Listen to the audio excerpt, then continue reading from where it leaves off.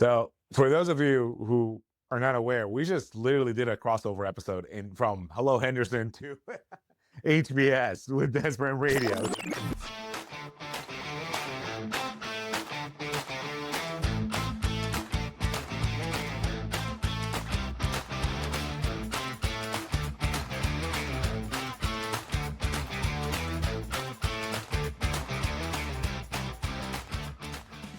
All right, let's do this. Welcome back to Desperate Radio. I'm Haas, and with me today is Mr. Mark Phelan. He is the CEO and founder of, it's spelled PROJXON, PROJXON. PROJXON. Tell us who you are. Thanks, Haas. Thanks for having me on. This is such a cool concept. I love the idea of the radio show that you have lined up. That is so awesome. So it's just so cool to have met you at Tech Alley. Well, actually at the pitch, right? The AWS AI pitch, like that was Yes. awesome. And then to see you again at Tech Alley Henderson was fantastic. So thanks for having me on here. Of course. I'm Mark Phelan. I go by Phelan. I'm the CEO and founder of PROJXON, PROJXON. We are a veteran tech startup, and we do business optimization consulting for veteran not-for-profits and veteran small businesses. We look at how their company is organized, how their team works. We optimize that. We look at their tech stack. We help them establish whatever their goals are for exiting the company or franchising, whatever their growth goals are for their business. And then we start developing the operational systems to support that. So we've been running PROJXON for almost 2 years. We'll be 2 years old next March. We've had some phenomenal traction over the last year and a half. But like your show says, it's been a dead sprint the entire way. Being an entrepreneur is supposed to be a marathon, but we have some pretty aggressive sprints that we run in PROJXON. So it's been exhausting, but it's been incredibly rewarding and fruitful, especially recently. One of those examples of that. Thank you so much for having me on. So what's the HBS? It stands for honest bullshit. This is where we talk about corporate stuff, work stuff, especially that I'm an Agile coach. And I hate that term, Agile coach. And Mark and I have talked about that before. Yep. All right, let's get into it. Let's talk about the HBS part of the show. All right, so let's talk about what you just said. And that's what we talked about before, you and I, about how adjacent what I do and what you do, there's some overlapping. A lot. It's a lot. This is why I call myself the anti-Agile coach. It's because there's a lot of people in my field that kind of just regurgitate information, regurgitate what they learned in classes and certification classes, and they just go out there and give certifications. That's not who I am. I don't believe in just getting certified. I believe you have to earn that certification. You have to learn what to do with that certifications. So tell me more about MOS. How does that align, or how does it overlap with Agile? Sure. So Actually, Yep. You know what Agile is, right? Yeah. In your own words, what's Agile? I would say Agile is a methodology that is conducive to consistent iterations over a period of time for a really focused goal. I like it. Well, given that I am the Agile guy, as a couple of people refer to me at Tech Alley, Agile is a mindset and a philosophy of focusing on the customer and the people and applying that mindset and philosophy to help deliver the right product to the customer or help deliver the right mission to the end user. So with that said, out of Agile sprouted many frameworks: Scrum, Kanban, XP, SAFe. And along the way, it is my belief that to make money and to certify people and get people out there to say, hey, I'm an Agile expert, or I do this and I do that, and I know how to fix your business for you, I think the messaging of what Agile is supposed to be got lost. So that's why I frustrate a lot of Agile coaches and a lot of people in my industry, because they tell me that's not how you're supposed to do things. Well, I don't care. I think at the end of the day, my focus is the person. How does this person benefit from what I'm teaching them and from what I'm telling them what to do? But tell me again about MOS.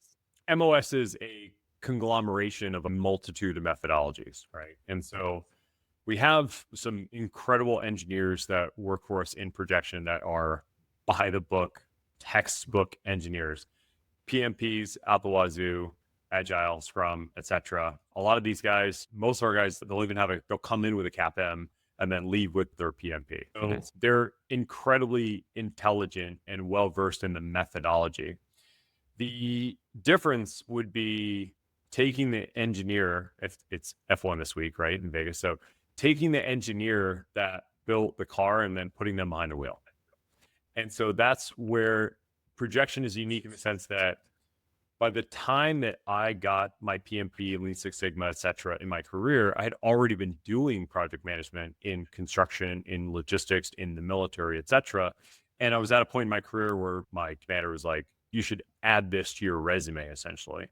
And so when I was getting my PMP in particular, I was like, oh, cool. This is the methodology that everything that we do is basically based off of. Like, this is nice to finally, it's like becoming a doctor doing surgery because you're just being trained by other surgeons. And then you're finally like, you should probably go to medical school at this point. It's like, oh, it's a good idea. Yeah.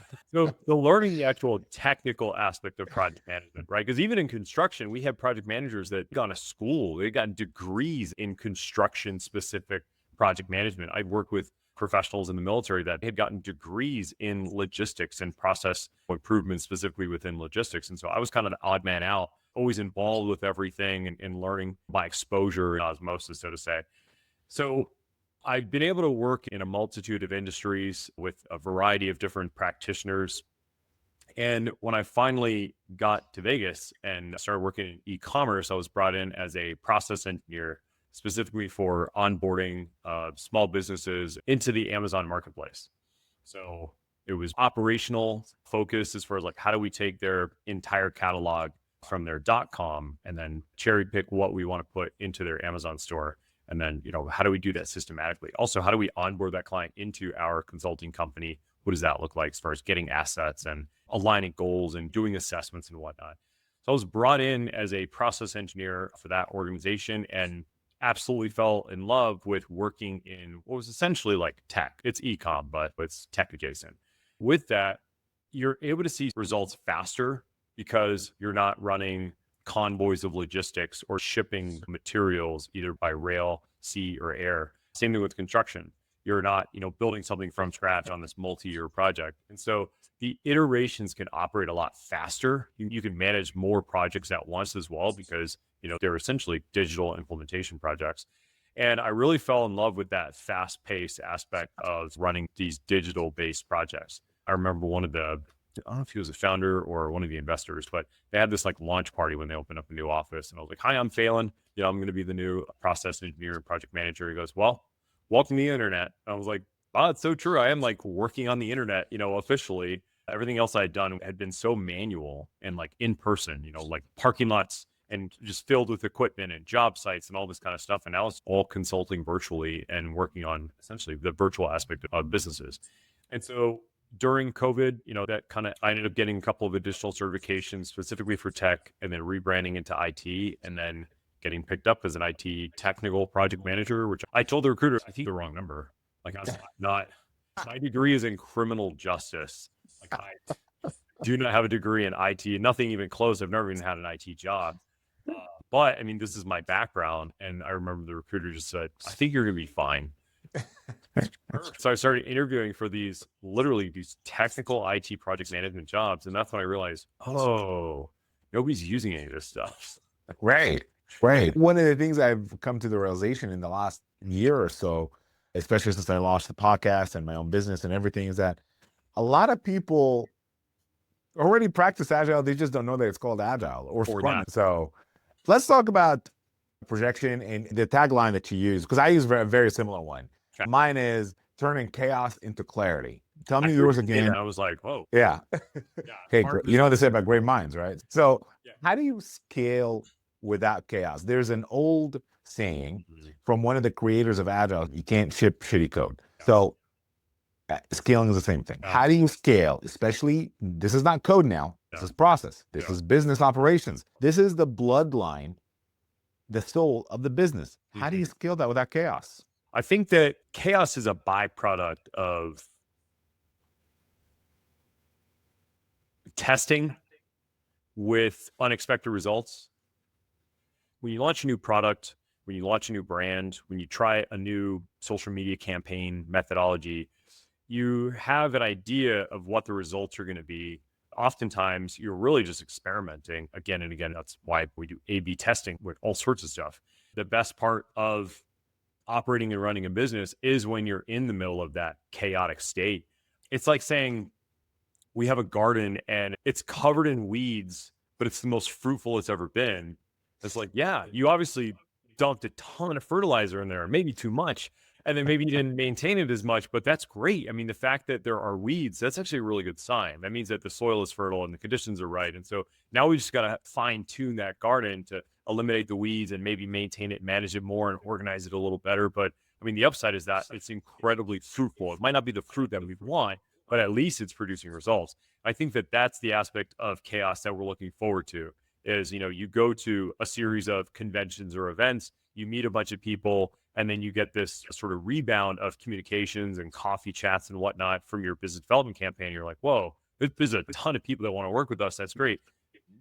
This industry isn't really what we were hoping for, but it's interesting that they find us valuable.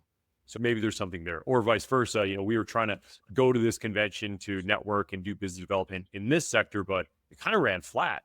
And so, you're running around doing these things, very chaotically, obviously with some sort of a goal. And then you are able to look at what is the result of that thing and then kind of read the tea leaves and say, okay, well, this is the result. Now, based off of this, what direction should we take it? And so that's where when you are doing something and in projection, we have a whole no-fail mindset in the sense that we want to push our team members as hard as possible to just try, experiment, test, and fail. Ultimately, we want them to fail because if they're failing, it means that they're going beyond their capabilities, which is great, or they're pushing the technology, the systems, and the processes beyond what it was designed for. And we're essentially able to test all of these things and go, oh, okay, cool. So if we want to do more of that, we need to adjust this thing or kind of beef it up a little bit, or we're missing people in the team, or we need to kind of synthesize this process a little differently. And so I love when things fail, genuinely, I do, because it means that we're legitimately growing out of the way that we were doing something before. And so oftentimes, being in that chaos, like another analogy would be you're sailing across the ocean and a storm comes through.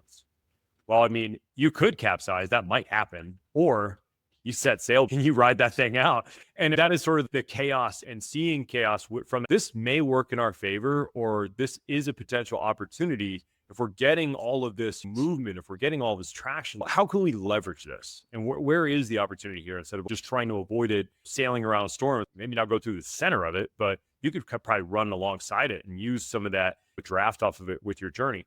So there's always a different perspective to take with chaos. I've got a dozen examples, but I love consulting businesses and they say, yeah, there's always this thing that happens. That's great. That means that there's something that happens consistently and then we can try to reverse engineer that thing and then figure out where the opportunity is.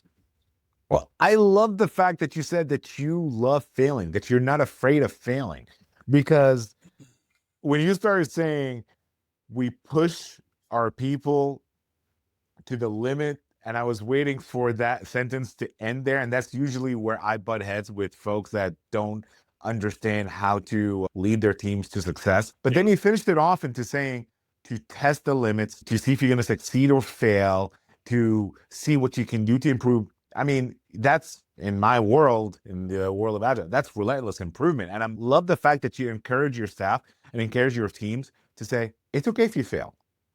It's not okay, probably, if you try to avoid failure, right? Yeah. So tell me a little bit more about that. What is a true failure? Because I don't consider what you just said, that's not really a failure. Yeah, it's more of a roadblock because you just learn how to do something differently. Yeah, we have this, I love to use that term. So we have a system I created and we're continuously improving. It's called the IRS, the Issue Resolution System. And so going back to what you were saying, there's pitfalls, roadblocks, and obstacles. And a pitfall is that true failure. If you encounter a pitfall, that is something you most likely will never be able to get out of, right? That's sort of this irreversible thing. A roadblock is something that just takes time and resources. And so I think a lot of people, they'll approach a problem. It's like, well, let's actually determine what type of problem this is. A roadblock may be, oh, we submitted approval for this website to do some sort of tech integration. It's under review. Okay, well, that's out of our hands. So just make the best use of your time while you're waiting. It's not like it's going to be irreversible or it's going to impact anything. And then the third type of problem that we encounter is an obstacle. Obstacles are tricky ones, right? You have to either go around it, under it, over it, through it. And it takes a little more assessment to figure out like, okay, what type of problem is this? It's not a pitfall. It is reversible.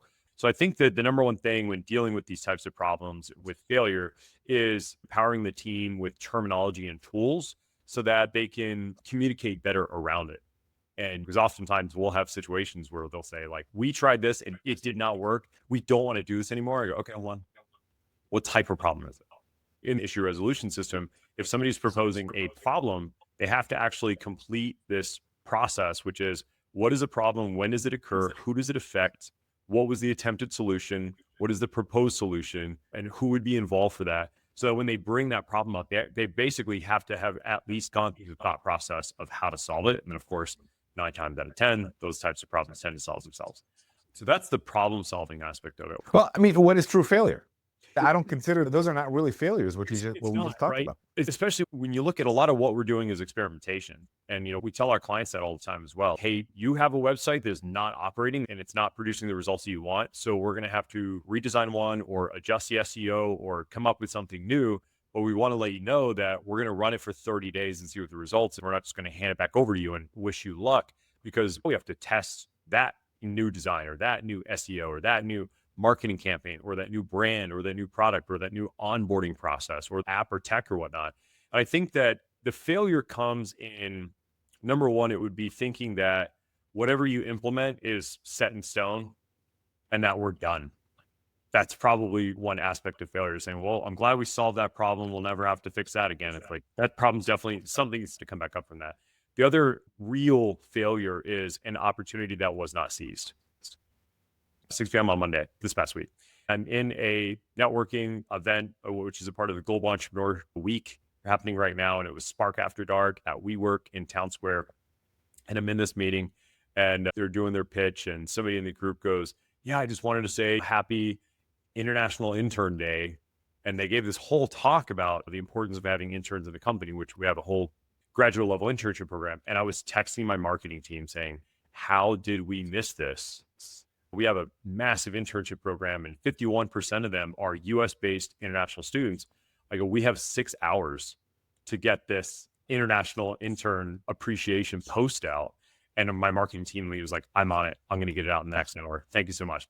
If we had missed that opportunity, the meeting the next day would have been, hey, I've got a failure to report. And even if we had dropped the ball, it would have been, hey, there's an opportunity in that failure to say, we need to get this on the schedule every single year. And we need to anticipate that we track National Intern Day. We were not tracking International Intern Day. And so it was kind of off of our radar, but I would say an opportunity that the team is aware of, that they know and they see. And for whatever reason, maybe it's hesitation or uncertainty, they just don't do anything. All right. I'm so grateful that you have that common sense to say, hey, we need to do something about that. The fact that they jumped right on it and did it, because there's a lot of leaders out there. And I have this thing where I say, you don't need a title to be a leader, but clearly not only do you have the title, but you also are a true leader. You're not a boss where you say, hey, this is going on. True leaders inspire people to work. If you have a good leader, people will want to do the work for that person. That's how I feel. That's how I always felt. Let's go back to the chaos. You made a very interesting reference about if you're sailing a boat and it's calm seas, everything is okay. But then if a storm comes, you're either gonna size cap or navigate through it. It sounds to me like you teach businesses how to navigate through the chaos. Yeah, that's exactly it, right? And so if you build a vessel and you never leave the dock, you never get to really test or float test that vessel. Obviously, you would do it in an agile sort of iterative way where you would start doing sea trials and navigating it around the marina or the sound. Then you start doing it offshore, and then you get further and further. You're testing it more and more. You're putting more of a load on it. And then eventually you see, can this thing literally weather the storm? And things are going to break. Things are always going to break. And that's always an opportunity to say, you know what? We can improve this, or why did this break? Are we just at our limits and now we know we can't encroach a storm of that size? Or is there an opportunity here to improve what we're doing, to strengthen this to where we can storm-proof this? And so what we say with our guys in the internship program is that the Momentum internship program, it future-proofs your career. We're not just putting them on projects. We're putting them in an environment where they are forced to perform at the end of the day. And we approach their growth in the internship program from a holistic approach, just like we do with our clients. So we focus on professional, vocational, and career development as a whole. And every week during their team meetings, there's a 10-minute group exercise. It's a professional peer asset review where somebody will show their LinkedIn, their resume, or their portfolio, and everyone will give them feedback on it. And so we do that so that, during the 24-week program, they have had 24 opportunities to either get feedback on those various assets or to watch somebody else get feedback on their assets and learn from them as well. And so we take a communal approach to growth at PROJXON, and we are able to kind of crowdsource from a lot of them tools, resources, methodologies, not only for their professional development, but also when we built our project management course and our project management training for the fundamentals of project management, everybody at PROJXON has to understand project management. That's one of the core aspects of PROJXON. Everyone has to communicate and work in a project management methodology. And so when we first designed our training for that, then we had to start testing the training. And so we are, because of the internship program, we're able to crowdsource and validate and test and vet a lot of things really rapidly because it's almost like a built-in A/B testing group inside of the company. What patterns show up for every broken business? Yeah. So, broken businesses, there's a variety of explanations for what that might look like, depending on the industry, the business owner, what their goals are, et cetera. But at the end of the day, I would say that, look at a broken boat. Either the oars are broken, the crew is broken. So what is a broken business? It's a business that cannot continue to move forward and progress, or that can't sustain itself. And so I was interviewed for an article a couple of months ago by actually one of our team members for their university, and something similar came up. And my response was, the thing about a business is that it's not like a vehicle you're just trying to keep on the road and you're trying to keep it rolling forward. A business is like a boat. And that's why I use a lot of nautical terminologies, right?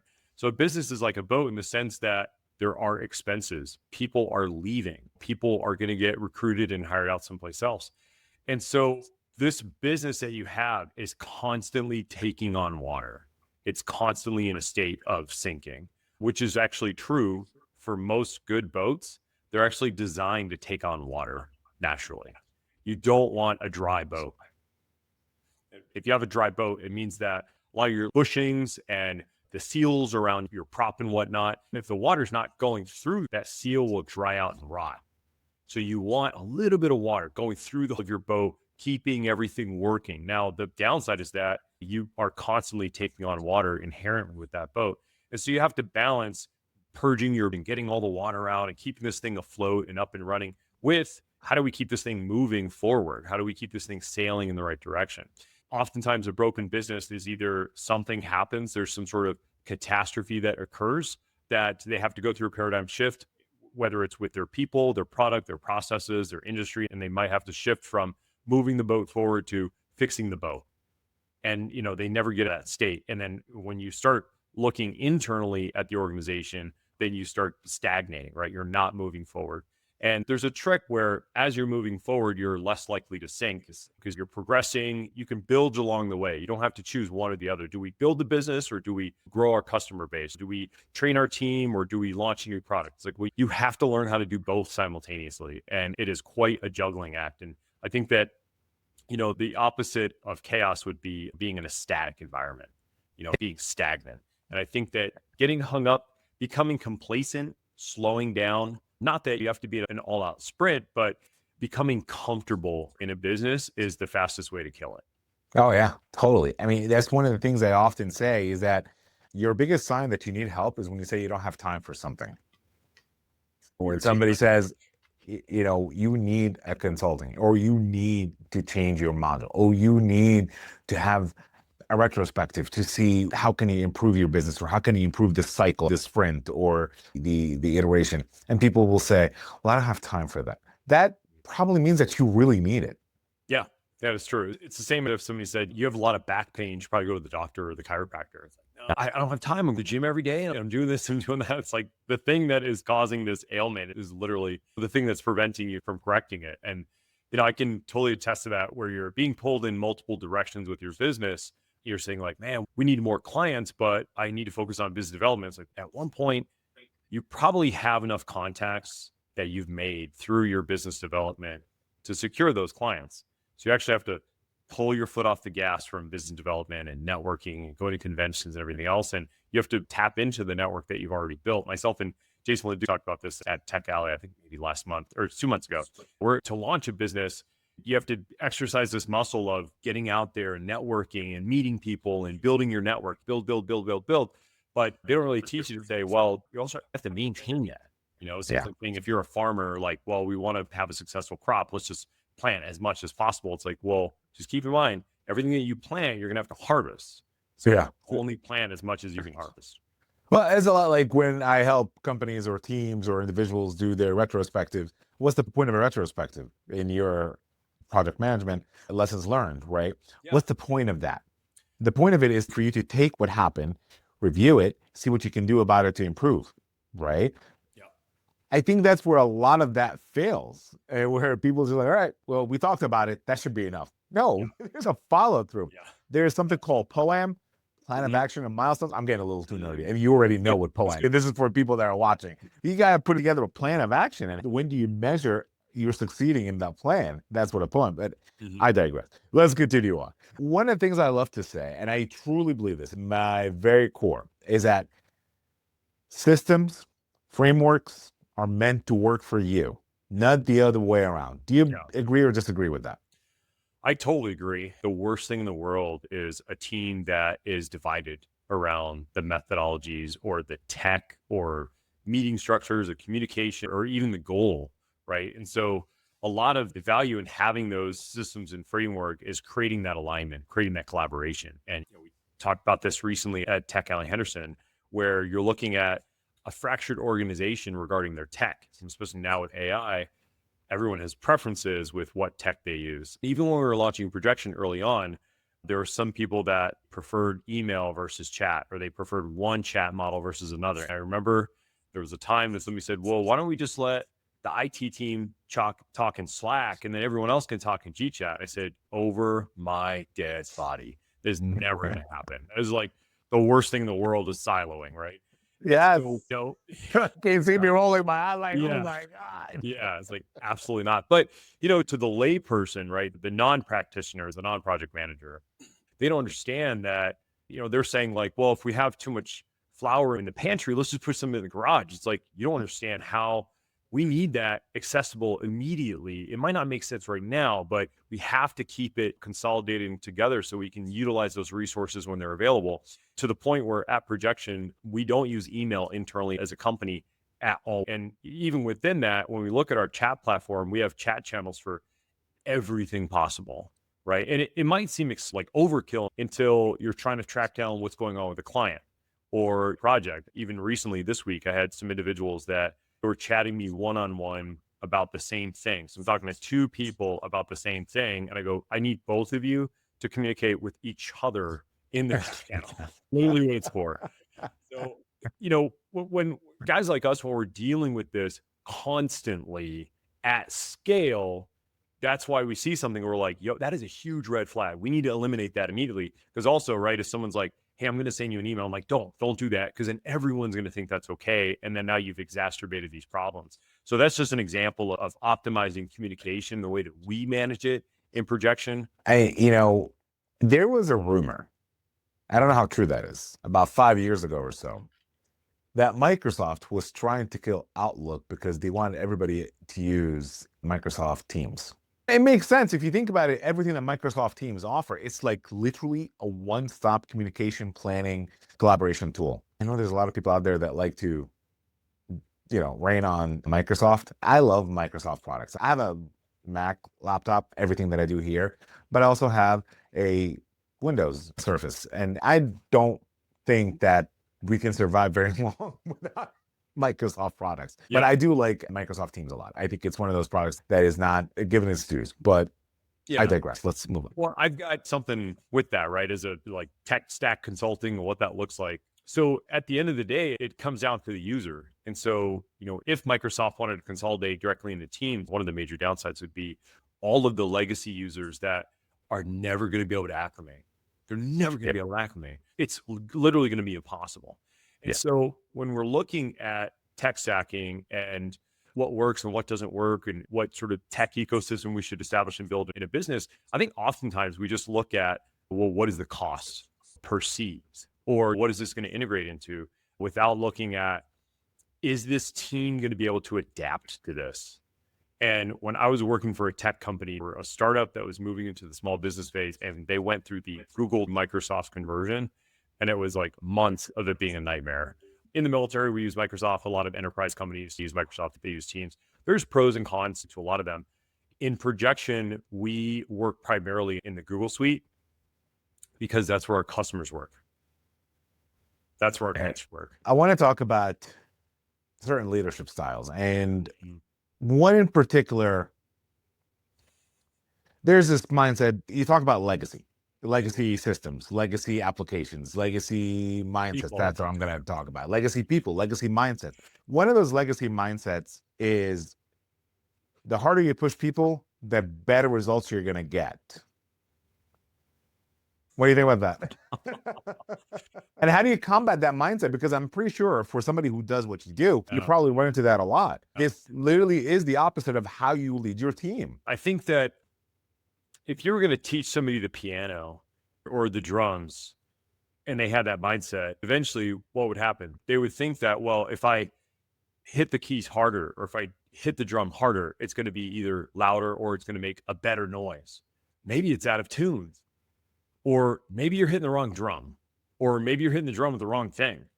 And so that's where I think that there's sort of assessment of, well, I was nice to this person and it didn't work, so now I have to be mean. Or I allowed them to set their own time parameter for this thing and they failed, so now I have to set it. And basically look at it going into like a micromanagement phase. At Projection, we have a life-work balance approach, especially because of multitude of reasons, but we're a fully remote, virtual US-based company. We're really big on connection. We're really big on people, right? Where it's people first, technology augments, not the other way around. Even to the point where it is mandatory in Projection to do a weekly check-in with your lead every single week. And there are a set of questions that we go through. One of those questions is, on a 1 to 10, what is your current stress level? On a 1 to 10, what is your current bandwidth? And what you'll see is that sometimes people are checked out because they literally don't have enough to do. And you're like, this guy's checked out. It's like, no, he's full. And then you'll have another person with the exact same workload. And you say, what's your bandwidth? What's your stress level? And they're like, 9. I can't take anything. I say, oh, okay. You are two totally different people. We look at our team members' lives holistically, right? Some of these guys are in school, part-time, full-time, remote, in person. Our consultants a lot of them are fractional. So they have their own business. They have other clients that they're working. Within Projection, we have to look at our team members from a holistic perspective. And we've luckily been able to salvage some of our team members that, for whatever reason, we thought, we gotta let this guy go. They're underperforming. And then you sit down and you give them a proper holistic check-in. You say, what is going on? Where's the misalignment? And you go, oh, okay, we just need to put you on a different project because of your schedule or your time zone, or, we need to adjust this thing over here. Whereas it doesn't matter logistically if somebody's not a good fit for that project, that client, whatever it might be, you can push them as hard as you want and they can be as committed as possible. But if it's logistically not going to work out, it's not going to work out. And I think that oftentimes leadership gets summarized in how we communicate. And in the military, we call it, the term is like, they are acting leadership. And what that oftentimes means is that the actual boss is not there. They're gone for a week or a month or whatever it might be. And they'll have to pick somebody from the unit to say, hey, can you act as the commander? Can you be the fill-in commander? Somebody has to be the commander. And what you'll see is that they will literally mimic what they think a commander or a leader should do. They'll talk really loud. They'll get really stern or whatever. They'll sort of act mad. They'll try to motivate their team, but they really don't understand what drives that unit or who those people are. Why are they in the organization? They don't have that type of rapport. So they just sort of try to replicate, how the commander acts without really understanding it. And I think that oftentimes in business and in leadership, there tends to be a regurgitation of experience. So my last boss was a total, a-hole, and he always treated us bad, but we worked really hard for him. Well, you're not your last boss. He might have been awesome, or, maybe you would have worked hard for anybody at that point in your career. And so there's this constant assessment that has to be done, not only collectively as a team, what works and doesn't work. We experiment and try things out in projection. Is how we communicate, check-in form that we utilize on a weekly basis. That has been under development for over a year and a half. We used to ask something as simple as, what is your bandwidth on a 10? Or we're constantly iterating to dive in and dig deep into our team members to assess what is happening, why are they performing or underperforming. We even have them, out of all the meetings you attend, which one's the most valuable? Out of all the meetings you attend, which one would you like to lead? So we're constantly digging into our team to almost figure out what makes them tick or what motivates them or what real value are they getting out of being here besides being a part of the team and getting a paycheck and getting project experience and everything else. So I think that oftentimes it's then broken down into principles that are a little harder to put into practice. And I think that that is synonymous when you look at Agile, project management, Lean Six Sigma. You can't transfer a lifetime of knowledge and experience to somebody. So you have to try to synthesize some sort of framework or methodology to hand over and say, hey, if I could tell you anything that works, this is kind of the baseline thing that works. And I think that that's my gift as a project manager, is that I came in with a career worth of project management without the certification first.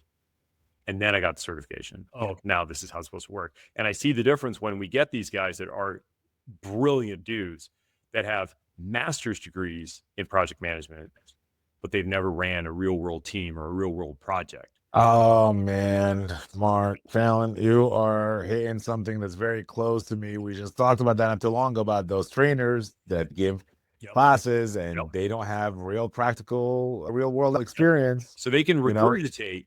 Yeah. They can tell you, but then you say, well, what if it's this type of tech, or what if it's this type of problem, or what if it's this type of team, or what if the team that you're working with, there's a language barrier?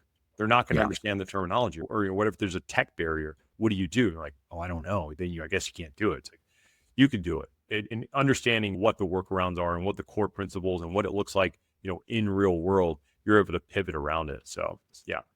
Yeah. I mean, when I teach a class or when I train somebody and they give me that look and they ask me a question and they give me that look like they just not understanding, I feel this immense pressure on me that it's my responsibility that I have to help them understand that. This was, I'm going really back now, a long time ago. I used to be in banking and I gave a training class on how to use one of the platforms with the software company that I worked at. They just couldn't make the connection. It was a bank in the South. I believe it was Georgia. I want to say it was Georgia. It was like far outside of Atlanta.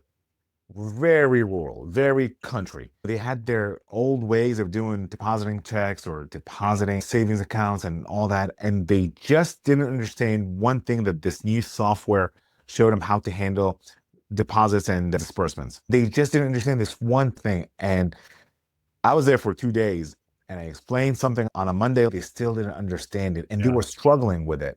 And to be honest with you, going back to my hotel room that night, I was struggling with the fact, like, how can I help them understand this? And as I'm sitting there, trying to explain things, it just hit me, if I say this, they might understand it. I just kept throwing different examples. And that one example, they just click with them. And literally everybody like, oh, that was a pivotal moment where I realized, like, if you're not making that connection with them, there's nothing that you can say that's going to help them at that point.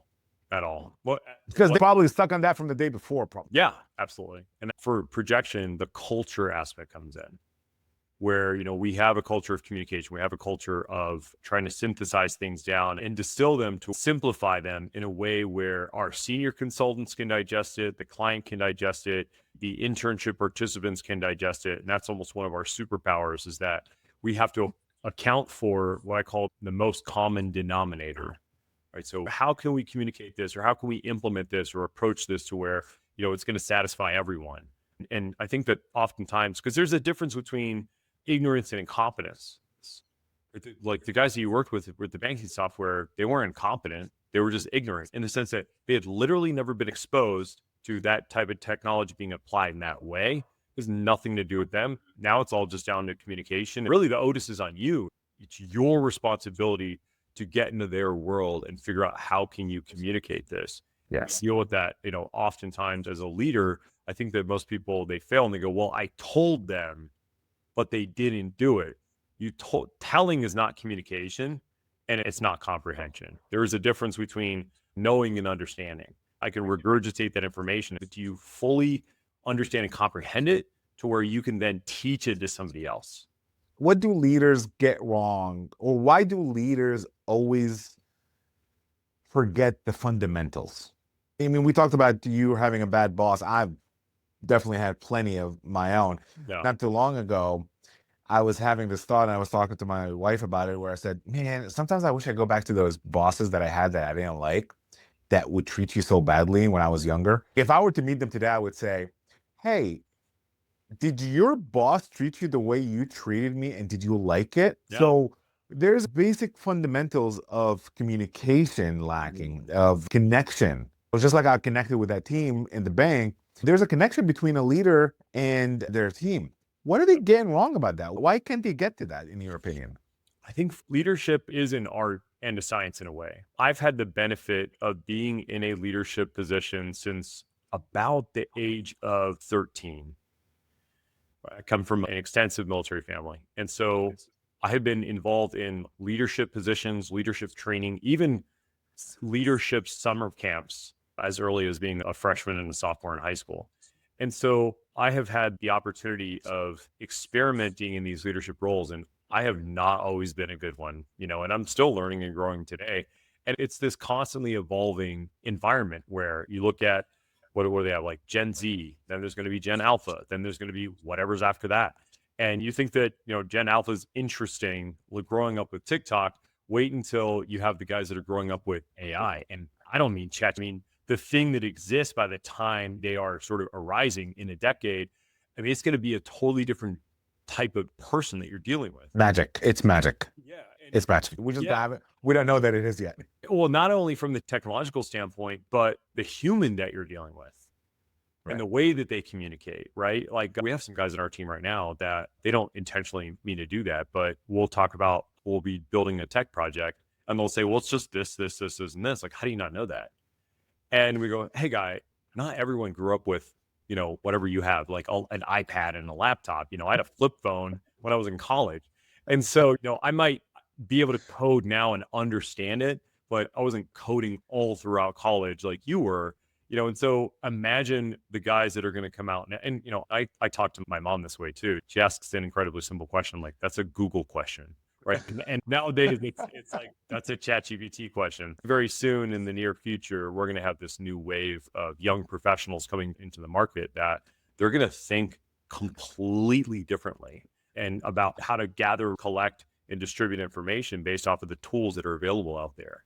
I think that as a leader, we get stuck from not only how we were led, like going back to how are all the leaders that we've had lead us and how did that go? And what do we like and what do we not like?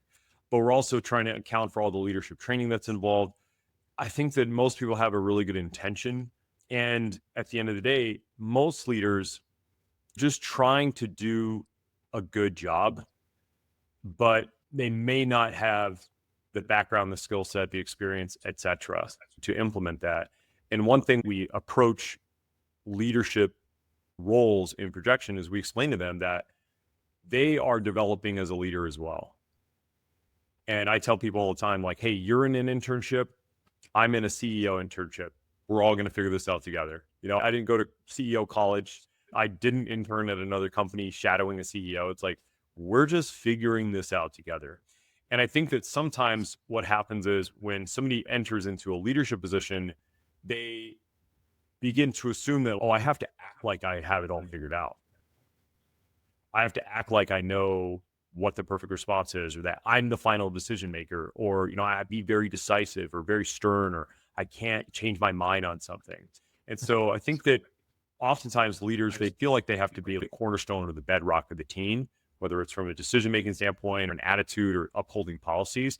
But really, the role of a leader in that organization is to fully understand the team members and what they're going through and their backgrounds and experiences and capabilities so that they can implement those team members into whatever projects or solutions that the organization needs. So I think that they get really stuck on acting as a leader and going through the process of being a leader and enforcing their leadership, as opposed to looking at their leadership as something that they should be developing along the way. Well, that's a very well articulated thought there, Phelan, but I'm going to take it a little step further. I think it's their ego and their insecurities that get in the way. They're not secure enough in themselves to think that they can lead a team, and they're often intimidated by somebody asking questions because they don't have the answers themselves. I know a few leaders that would rather focus on fixing a broken file, giving you a solution to a problem, or helping you find a solution to a problem that they're really struggling with. Yeah. And all they tell you is like, when are you going to fix that? I don't know. When are you going to help me fix it? Yes. That is the other half of it, right? When you're asking the question, it was kind of my knee jerk was like, well, a lot of it's ego. Hey, man, this is HBS. Honest bullshit. I mean, at the end of the day, a lot of it is ego. And it's, like you said, it's self-assurance, it's confidence as well. I think that coming from the military, and I've had to go through this several times in my career, where a part of your identity is even not just ego, but a part of your identity is associated with, maybe having a degree or a certification or a background. I've been in several organizations. I've been the token veteran, right? And so I remember I was a part of an IT consulting company, and I was working with the project manager, and we both approached our boss, and this thing was broken. This whole system, the team was siloed. They wouldn't show up to meetings. They didn't want to collaborate. They didn't want to work together. And we both approached our boss of this IT department. We said, hey, so this is what we're seeing as co-project managers, and this is what we'd like to implement. And our boss said something like, well, gentlemen, this isn't the military. So we're not going to be able to just demand things from people. And it was baffling because what we were proposing was like PMP stuff. It wasn't military stuff. And so I think on the other hand, there are stereotypes that leaders deal with, the other end of it, right? Okay, so we have a guy who's not a tech guy now in charge of the tech team, or that isn't a marketing guy in charge of the marketing team. So now we have to almost like mansplain, tech-splain, and so they'll say, hey, I need you guys to get this project done. And they go, well, you might not understand how coding works. It's like, I know how people work, and I know that you're not working, and like this is what has to improve or be accomplished. And so there could be almost like a rift and a competition then of egos and communication, and you can go pretty far down that rabbit hole. I've seen it time and time again, especially in tech. It's wild how prevalent it is in the tech space. I'm glad you brought that up, because that was actually one of my struggles earlier on in my career as a Scrum Master, as an Agile coach, even as a director, where I had to lead developers and engineers. And I would explain to them the benefit of why we should switch to Agile. And one of the comments I got was, no one is going to respect you because you don't know enough about engineering. And I said, you know what? You're right. Yeah. You're absolutely right. And I let the conversation go right then and there. To me, I could have went and said, well, you're going to have to listen to me because I'm the boss. I think there was a scene in the show The Office where Michael Scott tells his worker, Stanley, he says, you may not like me, but you still have to respect me because I'm your boss. I take that a little bit further. I feel like, there may be a level of respect that comes with the titles and the hierarchy and whatnot. But I also do feel like there is respect to be earned. There's respect that you should come into any relationship, whether it's boss and subordinate. There should be a level of respect on both sides. It's a two-way street. But I do believe also, in that moment in particular, it was my responsibility at this point to understand what engineers and developers have to do or have to go through to deliver what they have to deliver without me being an expert at it. Yeah. Explain to me. That's it. So I learned about branching strategy. Mm-hmm. I learned about A/B testing. I learned about green light, red light deployment. I learned about decoupling release from deployment. Mm-hmm. Am I an expert on it? No. I can teach the concepts of it. Yeah. Sure. I'm not going to be the one that goes into an infrastructure or any company and say, hey, let me go ahead in there and fix how you can decouple release from deployment, for example, or your environments. I'm not going to do that, but I've seen it work properly. So it is now on me to tell you, as an engineer, you are the expert at what you do. When I take my car to the mechanic, I don't tell them how to fix it, but I know enough about cars to know that if he's working on my tire, but it's my muffler that's making noise, I'm probably getting ripped off. And I think that, when you have a team, like you're saying, with that mutual respect and mutual understanding, it's one of the benefits of being a non-tech guy coming into the tech space is that you don't have a degree or all of this experience or saying, well, this is how we did it in Microsoft, so this is how we have to do it if it's mom and pop startup, or just all this contention. And I've seen it with the tech consulting that I did where we have a project, and before myself and the other PM showed up, engineer A used to be in charge of engineer B, but now because of the way that the project is structured and the new contract is done, engineer B and his team are now in charge of engineer A and his team. Now engineer A is nitpicking everything engineer B is trying to do. But luckily, I've been able to say, I don't really care about either of your opinions. My commitment is to the project. So what can we do to get the project moving forward? Explain to me how this works. I had to learn about mobile app development, doing a complete from scratch rebuild with the mobile application for the university. They did a whole rebranding for the entire website, which was hectic. And then they were doing an entire database cloud migration to a cloud migration. I have never worked in tech a day of my life, and that was my first job in tech. And it was great. And the team loved working with me because I would literally ask them, like, James, can you please explain to me how networking works? And like, what do you do? And how is that different than this other person? And when you go to your meetings, like, how can I support you? When we go into this meeting with a subcontractor, what issues have you been having and how can I support you in that meeting? I think that that's the difference with having a leader that is interested in the overall growth of their team and the overall success of their team, and not just keeping their boss appeased or keeping their team in check. What is one thing that a lot of companies do that they feel that this is pivotal, this is important for their business, but it's actually destroying them? What would you say it is? They all have one, I can tell you that much. Typically it's gimmick. Sometimes it's culture driven. It's inherited from, the old guard or the old crew that was there. And it's the fallacy, right? Where they're saying, well, we've always done it this way, so we have to keep doing it this way in order for us to keep progressing. It's going to be different from team to team, and it's different from organization to organization, but they usually have some sort of like linchpin thing that they're hanging up on. I think most often, the thing that would hold an organization back most often is probably the way that they communicate. Wow. Yeah. That goes back to what I was saying about Agile, and what I believe about Agile is that it's the focus on the customer and the relationships and the collaboration and the communication, customer collaboration, communication, right? If every business owner is listening right now, what is the one piece of advice that you would give them? I would say to sit down and have a meal with your team members. That's really powerful, man. That's deep. How often do you do that? We had a CEO, it was a virtual CEO dinner that we were doing every week just to test it out. And it was incredibly rewarding. And so we have a rule that when a team member joins PROJXON, within the first 3 weeks, they book a coffee chat with me just so I can get to know them. And then since then, as a company, we have implemented a monthly cultural dinner that we host where anybody in the company can come have dinner with each other. How do you help leaders stop from drowning themselves and their teams and their businesses? Hire an intern. And by that, it's like, oh, okay, cool. Give them all the paper shredding work, right? Give them the backlog. It's quite the opposite. When you bring on somebody who is that fresh, it forces you to reassess how you do almost anything in the organization. If the intern cannot onboard themselves, your onboarding is probably too complicated. If the intern can't sit in a meeting and understand the meeting structure or how things work, your meetings are probably not organized enough.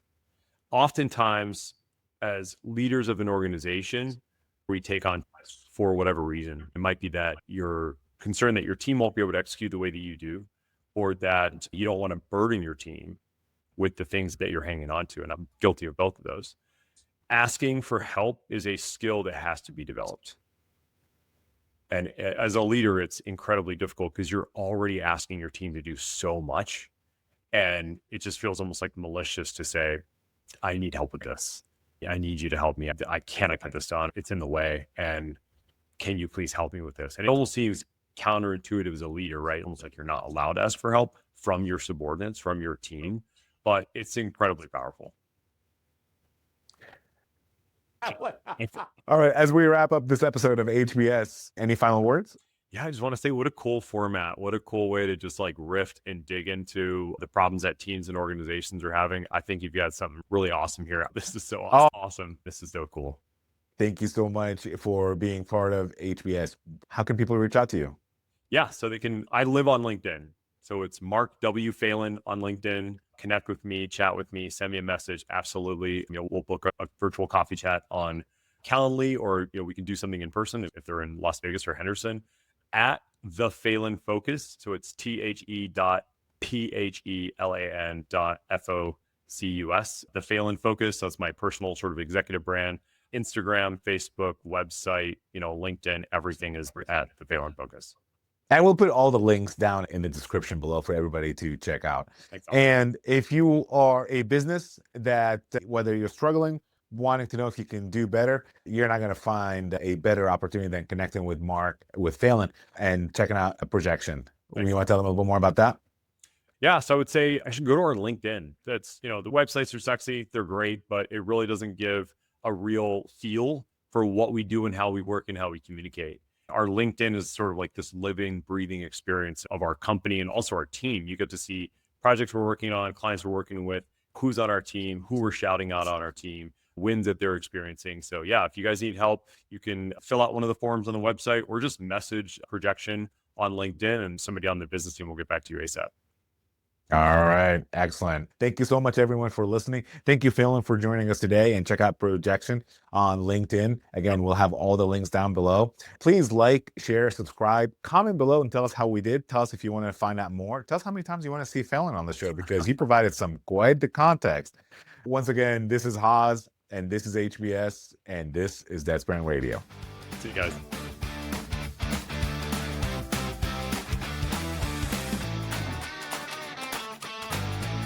And that's because of the personal thing with it, where I was struggling for so many years. I had no structure. I had no career goals. I was chasing a paycheck from company to company, career to career, until I discovered Agile and I really found my calling. So I guess that's what I feel so strong about. But while that's going to go in the B-roll. I think you've got something really, really awesome here. I demand to do that on this show. Oh, absolutely. You are welcome.